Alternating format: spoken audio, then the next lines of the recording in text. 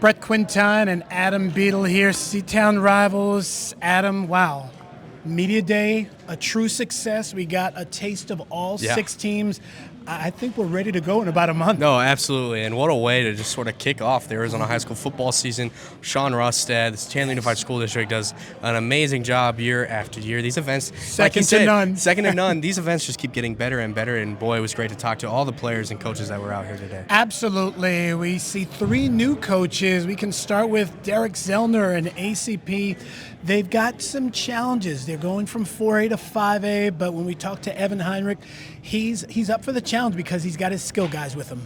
Yeah, you know, something interesting that Coach Zellner told me is up until taking the ACP job, he was actually considering retiring. So this is kind of an opportunity for him to come in here and prove it one last time. And with a quarterback like Evan Heinrich and some wide receivers like Ashley Sanchez, this offense is going to be special. And again, it's like Coach Zellner said, how can they prove that they belong in 5A? Absolutely. And then sliding over to Arizona Avenue, Hamilton, the Huskies. This is a team that made the open semifinals.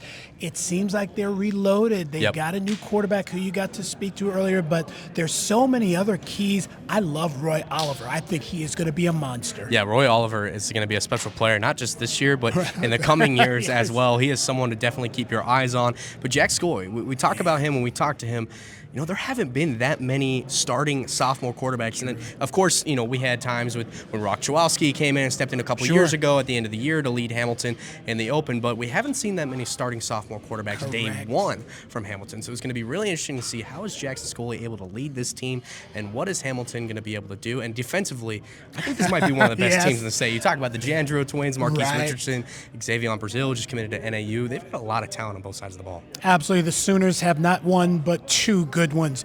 Going north on Arizona Avenue, Jai Jones, Will Menzel, Ty Wisdom, a lot of familiarity, but at the same time, new coaching, optimism for the Wolves. Yeah, Ty Wisdom obviously been around the Valley for a long time, and a little bit of a leave of absence. Came back last year with Millard South when they played against Basher, but now the opportunity to potentially lead Chandler back to a national powerhouse. It's been a while since we've seen Chandler in that conversation as one of the top teams for Arizona, but I think getting to talk to Coach Wisdom and seeing his team, I think he could absolutely be the guy that potentially lead Chandler back to its glory days. I really like what he brings to the table. There's a certain mentality, and as we said, he's won everywhere he's gone.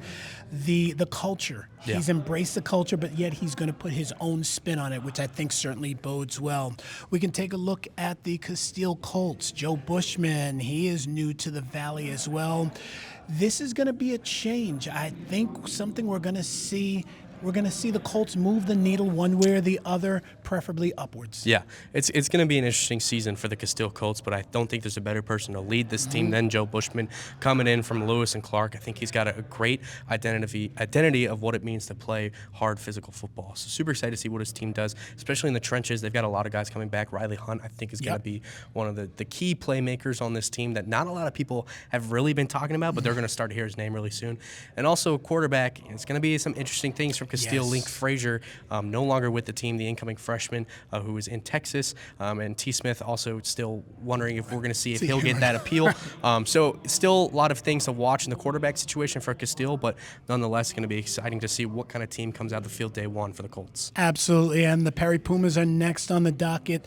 No quarterback issues there. Cale Snyder is nothing short of fantastic. We both got a real good look at him during the Jamboree. He's put on some pounds. He's put on some muscle. Yeah.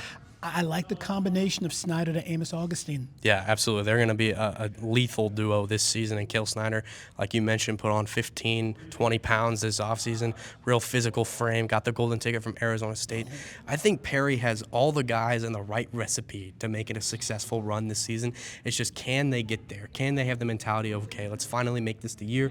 We're going to push forward. They absolutely have the guys to do it. Talk about a guy like Ricky Stewart who gets up from his seat and we're just like, oh my goodness, this guy's big.